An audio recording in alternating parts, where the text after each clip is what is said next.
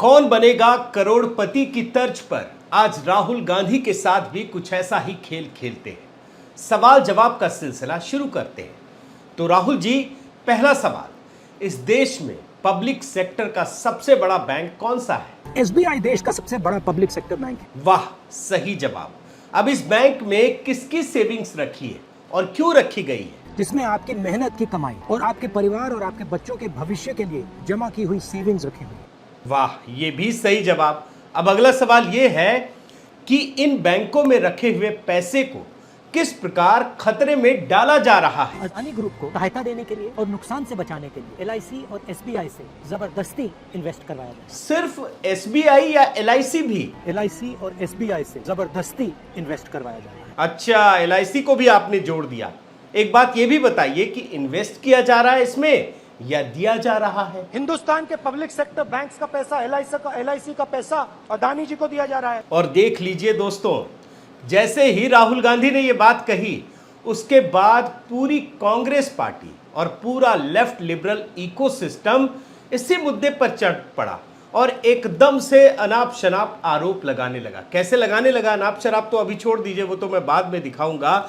सबसे पहले कांग्रेस सांसद मनीष तिवारी को सुन लीजिए। जो वो अपने जीवन का बीमा करवाते हैं और बाकी बीमा करवाते हैं, उस पैसे का की कस्टोडियन है जीवन बीमा निगम। एक तरफ मार्केट गिर रही है और वो शेयर खरीद रहे हैं। ये किस तरह का विरोधाभास है? और इसीलिए हम चाहते हैं कि इसके ऊपर एक संयुक्त संसदीय समिति द्वारा जांच की जानी चाहिए। अब कांग्रेस अध्यक्ष मल्लिकार्जुन खड़गे जी कैसे पीछे रहे? भाई, वो तो गांधी परिवार की बदौलत ही अध्यक्ष बने। उन्होंने भी इस सुर को आगे बढ़ाया, सुन लीजिए। जनता के दुख और दर्द को लोगों के सामने अगर नहीं बोलेंगे और करोड़ों रुपए आज जो एलआईसी में डूब रहे हैं, तो ये सब जनता का पैसा है, सरकार का नहीं है। टीएमसी वाली महुआ मोइत्रा भी पीछे पड़ गई। ट्वीट देख लीजिए, कितने आरोप लगाए, इसमें तो कहना भी बेमानी है। और अखिलेश यादव ने तो बकायदा सीधे अधिकारियों को गिरफ्तार करने की मांग कर दी। एलआईसी और एसबीआई जहां काम करने जाते बोल रहे गिरफ्तार करो। क्या इस तरह जो लाखों करोड़ रुपया डूब गया केवल 2 कंपनियों में, क्या उनके एसबीआई के, क्या एलआईसी के बड़े अधिकारियों को जेल भेजा जाएगा? अब ये सब देखकर दोस्तों, आम आदमी पार्टी भला कैसे चुप रहे?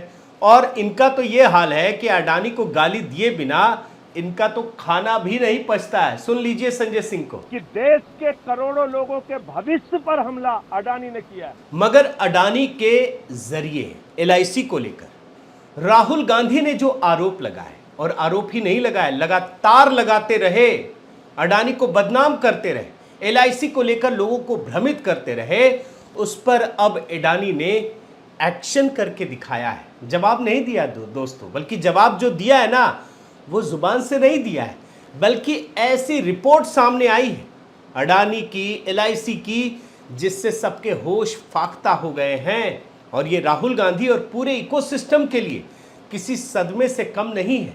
आज के वीडियो में इसी को डिकोड कर रहा हूं। साथियों नमस्कार, मैं हरिश्चंद्र बर्णवाल। अभी एलआईसी को लेकर मैंने कई सारे बयान दिखाए, कई सारे नेताओं के दिखाए, खास करके राहुल गांधी का।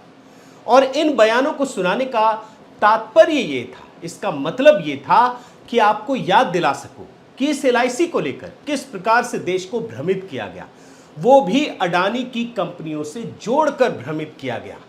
आज जब नतीजे आए हैं दोस्तों, तो ये जानना जरूरी है। क्यों? क्योंकि इस समय नई संसद को लेकर जिस प्रकार से राहुल गांधी और पूरा लेफ्ट लिबरल इकोसिस्टम देश को गुमराह कर रहा है। आप याद कीजिए दोस्तों कि इसी प्रकार से अडानी को लेकर, एलआईसी को लेकर, एसबीआई को लेकर देश को गुमराह किया गया था। आज इसके नतीजे आ गए हैं, तो इसको जानना जरूरी है। और मैं आपसे गुजारिश करूंगा कि इस वीडियो को अधिक से अधिक बताएं, फैलाएं, ताकि जो एलआईसी की रिपोर्ट है लोगों को पता चल सके। आप रिपोर्ट देखिए। सरकारी बीमा कंपनी एलआईसी को मार्च 2023 में समाप्त हुए वित्त वर्ष की आखिरी तिमाही में जबरदस्त मुनाफा हुआ है। और जानते हैं कितना मुनाफा हुआ है? 5 गुना की बढ़ोतरी देखी गई है, 5 गुना की। और ये जो रिपोर्ट आई है ना, कब आई है? कल शाम की है, देर शाम की रिपोर्ट है। और इसमें आपको मैं जरा आंकड़े दिखाता हूं। मार्च तिमाही में कंपनी का शुद्ध मुनाफा 13,428 करोड़ रुपए रहा। और जो साल भर पहले जो आखिरी तिमाही का मुनाफा था वो 2371 करोड़ रुपए था और इस बार 13,428 करोड़ रुपए। अब आप सोचिए, जो सरकारी एलआईसी कंपनी है, बीमा कंपनी है, वो बर्बाद हो रही है या मुनाफा बढ़ रहा है? और इसका अगर 5 गुना मुनाफा बढ़ रहा है तो आप ये समझ लीजिए कि सरकार को फायदा हो रहा है, इस देश को फायदा हो रहा है। इस देश में जो लोक कल्याणकारी कार्य है उसे करने में सरकार को ताकत मिलेगी। लेकिन एलआईसी की कहानी ये अधूरी है दोस्तों, क्योंकि एलआईसी के साथ अगर आप अडानी कंपनियों की कहानी को नहीं समझेंगे तो फिर इसका अर्थ नहीं समझेंगे। और इसी में राहुल गांधी और पूरे सिस्टम ने जो काम किया है ना, उसका अर्थ भी छिपा है। अब एलआईसी को जो भारी मुनाफा हुआ है दोस्तों, इसमें अडानी की कहानी कैसे जुड़ी हुई है ये भी आप समझ लीजिए। इस रिपोर्ट को देखिए, इसमें क्या लिखा हुआ है। अडानी समूह के स्टॉक्स में निवेश पर एलआईसी को हो रहा भारी मुनाफा। 3 दिनों की तेजी में 6200 करोड़ रुपए का फायदा। एक तो मैंने आखिरी तिमाही की रिपोर्ट दिखाई, अब आपको नई रिपोर्ट दिखा रहा हूं। जब ये हिंडनबर्ग की रिपोर्ट आई है उसके बाद की है। अडानी समूह में एलआईसी के निवेश के वैल्यू में 6200 करोड़ रुपए का उछाल देखने को मिला और 23 मई 2023 को बढ़कर 45,480 करोड़ रुपए जा पहुंचा है। अब आप सोचिए कि जब हिंडनबर्ग की रिपोर्ट आई थी, किस प्रकार से माहौल पैदा किया गया, कैसे अडानी की कंपनियों को खत्म करने की साजिश रची गई, पूरा नैरेटिव बिल्ड किया गया। लेकिन वो हिंडनबर्ग का भूत उतर चुका है और एलआईसी ने जब इसमें निवेश किया, देखिए उसकी 2 जिम्मेदारी है। एक तो पैसा सुरक्षित रहे और दूसरा कमाई भी बढ़े, क्योंकि ये सरकारी कंपनी है। और एलआईसी पर सवाल खड़े किए गए थे दोस्तों, लेकिन उसने क्या कर दिखाया है। अब मैं आपको ये दिखाता हूं आंकड़ों के माध्यम से। ये सीएनबीसी आवाज की रिपोर्ट है, उसी को आधार बना रहा हूं। एलआईसी को अडानी कंपनियों से कैसे और कितना फायदा हुआ ये आप देखिए। इसमें बकायदा दोस्तों अलग अलग कंपनियों के बारे में जानकारी दी गई है। अडानी पोर्ट्स में पहले 12,448 करोड़ की वैल्यू थी, अब ये बढ़कर 14,463। अडानी इंटरप्राइजेज में देखिए, इसमें भी 4,000 करोड़। अंबुजा सीमेंट्स में, उसमें भी 1,000 crore. ACC, Adani green energy, सब में मुनाफा हुआ है। इसका मतलब क्या है? इसका मतलब ये है कि अडानी कंपनियों पर लोगों का विश्वास बढ़ा है। जो हिंडनबर्ग का भूत था वो खत्म हो गया और उसका सीधा सीधा फायदा एलआईसी को हुआ है। अब मैं आपको एक और रिपोर्ट दिखाता हूं। इसी में लिखा है कि जब ये सारा मामला आ रहा था ना दोस्तों, तो एलआईसी ने अपना विश्वास कम नहीं होने दिया। उसने पूरी पड़ताल की और उसके बाद पाया कि अडानी कंपनियों में ही अगर निवेश किया जाए, बाकी जगह करते होंगे तो जो जनता का पैसा है वो डूबेगा नहीं। और आप देखिए, इसमें यह भी रिपोर्ट दिखाई गई है कि कैसे एलआईसी ने अपना विश्वास जारी रखा, कम नहीं होने दिया अपने निवेश को, बल्कि बढ़ाया ही। वो आप इस रिपोर्ट से देख सकते हैं। इसमें 4 कंपनियों की चर्चा की गई है। अब मैं आपको एक और चीज दिखाता हूं। एलआईसी और अडानी की ही कहानी दिखा रहा हूं दोस्तों।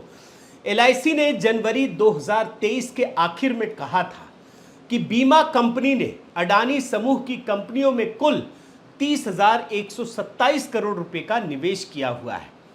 एलआईसी के निवेश का वैल्यू 32,000 रुपए पर घटकर आ गया था। अब ये क्यों महत्वपूर्ण है? जब हिंडनबर्ग की रिपोर्ट आई, राहुल गांधी और पूरा इकोसिस्टम एलआईसी पर सवाल खड़े करने लगा, अडानी की कंपनियों पर सवाल खड़े करने लगा। जब उसकी वैल्यू लगातार गिरती जा रही थी, तब एलआईसी ने कहा था कि जब ये वैल्यू खत्म हो रही तब भी एलआईसी मुनाफे में है। कैसे? उसने बताया कि उसने कुल मिलाकर 30,127 करोड़ रुपए का निवेश किया है और उसकी वैल्यू जब पूरी गिर चुकी है तब भी 32,000 रुपये घटने के बाद है। तो ये तो स्थिति है दोस्तों। तो एलआईसी कहाँ नुकसान में रहा? जो लगातार फैलाया गया। हालांकि एक और सवाल उठाया गया कि हिंडनबर्ग की जब रिपोर्ट नहीं आई थी तो एलआईसी का मुनाफा बढ़कर 82,000 करोड़ रुपए हुआ करता था। लेकिन एक बात सोचिए, अब अगर दुनिया की सभी ताकतवर संस्थाएं भारत की अर्थव्यवस्था के खिलाफ लग जाए, भारत के अंदर बैठा हुआ जो सबसे बड़ा विपक्षी दल है, पूरा लेफ्ट लिबरल गैंग भारत की अर्थव्यवस्था के खिलाफ ही नैरेटिव गढ़ने लगे, तो नुकसान तो होगा ना, दिक्कत तो आएगी। और उसी दिक्कत का असर है दोस्तों कि अडानी की कंपनियों को लॉस हुआ, लेकिन तब भी वो इतना लॉस नहीं करवा सके कि सरकारी कंपनी LIC को नुकसान हो सके। और ये रिपोर्ट इसी की कहानी कहती है। और जानते हैं दोस्तों, LIC के अलावा राहुल गांधी और पूरे सिस्टम ने स्टेट बैंक ऑफ इंडिया पर भी सवाल खड़े किए थे। मैंने आपको ये बयान में भी सुनाया। और स्टेट बैंक ऑफ इंडिया को लेकर के ये कहा गया कि ये बैंक बर्बाद कर रही है सरकार, जो जनता का पैसा है वो खतरे में पड़ गया है। और तमाम तरीके से डेटा निकाल कर ये बताते थे। लेकिन ये भी जो मैं आपको रिपोर्ट दिखा रहा हूं ना, ये 18 मई की रिपोर्ट है।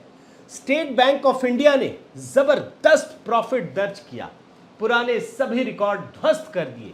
कांग्रेस के समय में भी ये प्रॉफिट दर्ज नहीं हुआ था, ये हकीकत है। और 83% मुनाफा हुआ। आप सोच सकते हैं, जब पूरी दुनिया में मंदी की आहट है, मंदी की आप समझ लीजिए चपेट में है, तब स्टेट बैंक ऑफ इंडिया 83% का मुनाफा कमाए।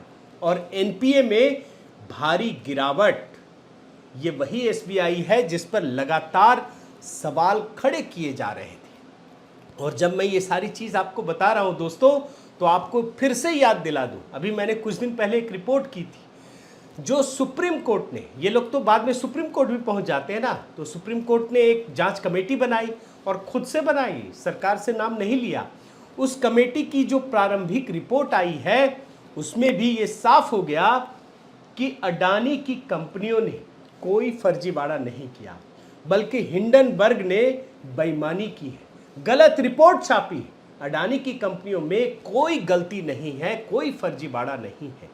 तो कुल मिलाकर दोस्तों, आप अगर पूरे इतिहास को देखें, मोदी के कार्यकाल में 9 साल के इतिहास को, तो आपको पता चलेगा दोस्तों कि किस प्रकार से ये पूरा विपक्ष हर बार कोई ना कोई नया नैरेटिव लेकर सरकार को बदनाम करना चाहता है, सरकार के जरिए इस देश की कंपनियों को बदनाम करना चाहता है। इनका नफरत सिर्फ एक व्यक्ति से, मोदी से।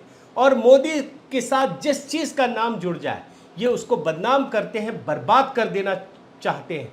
और मैं तो आपको ये भी बताऊंगा कि इन्होंने मोदी का मतलब देश ही समझ लिया है, ये देश विरोध पर उतर आए, यही हकीकत है। और यही वजह है कि आज जब नई संसद का उद्घाटन हो रहा है, तब भी ये इसी प्रकार के नैरेटिव को गढ़ने की कोशिश कर रहे हैं। और इसीलिए आज जब LIC की रिपोर्ट आई है, SBI की रिपोर्ट आई है, तो इसे भी आज के विरोध प्रदर्शन के मतलब उस स्वरूप में देखना चाहिए। तब आपको पता चलेगा कि ये लोग आखिर देश का कितना नुकसान कर रहे हैं। बहुत बहुत धन्यवाद दोस्तों। आपसे निवेदन है कि आप मेरे चैनल को ज़रूर सब्सक्राइब कीजिए, लाइक कीजिए, शेयर कीजिए, कमेंट कीजिए और इस बेल आइकन को प्रेस करना मत भूलिएगा। नमस्कार।